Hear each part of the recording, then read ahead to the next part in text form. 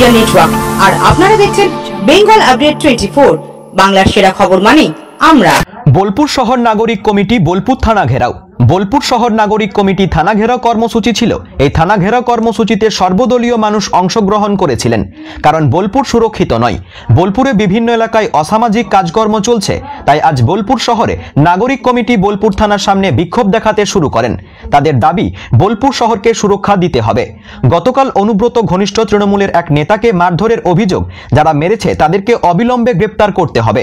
এই দাবিতেই থানা ঘেরাও কর্মসূচি। বোলপুর থেকে আব্দুল মোতালিবের রিপোর্ট।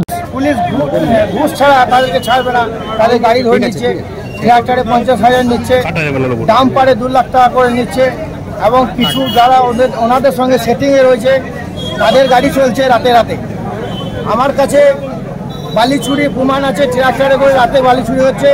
বিএলআরও সাহেবকে যাতে আমরা অবজেকশন দিয়েছি, বলেছেন বালি তোলার কোনো আমাদের কাছে কোনো নেই, আইন নেই, ওরা বেআইনি করে তুলছে। আমাদেরকে ধরান, আমরা যথাযথ ব্যবস্থা নেব।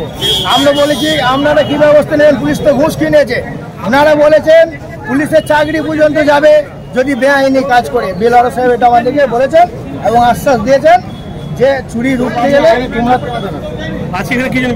বিক্ষোভ আমাদের সাধারণ মানুষ যেন কোনো ডিস্টার্ব না হয়।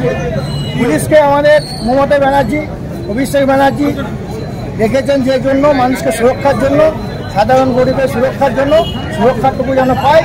আর কোনো নেতার কথা শুনে যেন একটা ভালো মানুষকে তুলে না আসে জেলে ভরে। আমার নাম আনসার মল্লিক, তার নাম সানি মল্লিক, মহিলাপুর বাড়ি।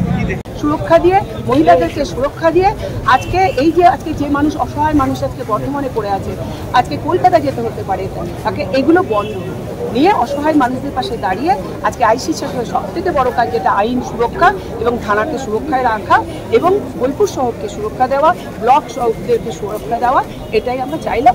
উনি আমাদেরকে বললেন যে উনি আপ্রাণ চেষ্টা করবেন এবং যাদের যাদের নাম আমরা দিয়েছি সেই নামগুলোকে ধরারও চেষ্টা করবেন এবং সব জায়গাতে সুরক্ষা দেওয়ারও উনি চেষ্টা করবেন। এটা সব বলেছেন, উনি আমাদের কথা দিয়েছেন। আমরা দেখি এবার উনি তাদের পক্ষ থেকে আমাদের হলো নাগরিক কমিটি বোলপুর শহর না, শোনো, এখানে তৃণমূল যেমন আছে, বিজেপি আছে, সিপিএম আছে, সবাই আছে। তারাই তো শহরের লোক, তারাই তো করবে।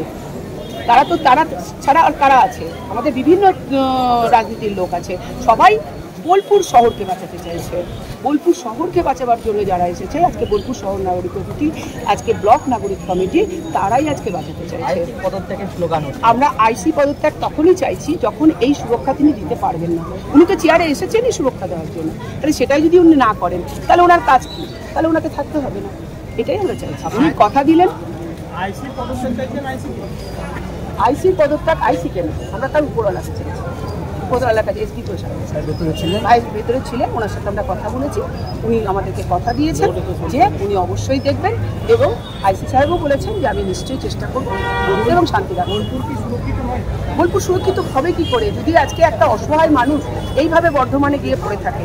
আজকে মহিলাদের যদি এইভাবে অত্যাচার করা হয়, আজকে বালির দিকে মন দিয়ে যদি আজকে অন্য দিকগুলোতে মন না থাকে, আজকে যদি চুরিচামারি বাড়তে থাকে, তাহলে কি করে বোলপুর সুরক্ষা হবে? আর বোলপুর এত দামি শহর, বোলপুরে যেখানে বিভিন্ন দেশের, বিভিন্ন রাজ্যের, বিভিন্ন বিশ্বের লোক এখানে থাকে, তাহলে বোলপুরকে তো সুরক্ষা দেওয়া সবার আগে দরকার। আমার নাম তন্দ্রা চ্যাটার্জি, আমি বোলপুর মহিলা টাউন প্রেসিডেন্ট।